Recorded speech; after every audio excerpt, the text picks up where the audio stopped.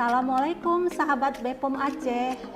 Cikibul, dragon snack atau snack asap, merupakan jajanan yang dalam penyajiannya menggunakan nitrogen cair sebagai bahan penolong yang memberikan sensasi dingin serta mengeluarkan asap.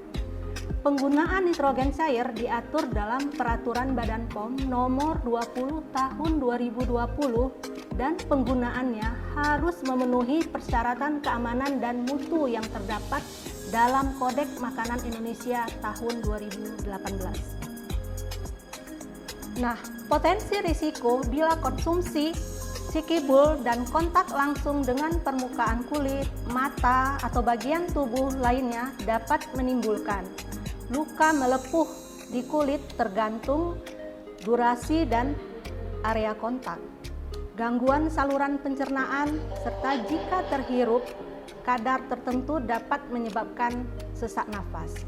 Sehingga untuk meminimalkan risiko tersebut, harus dilakukan penanganan dan penyimpanan secara tepat.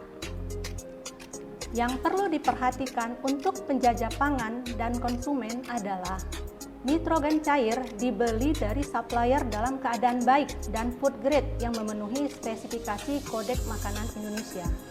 Penyimpanan harus menerapkan CPPOB dan MSDS.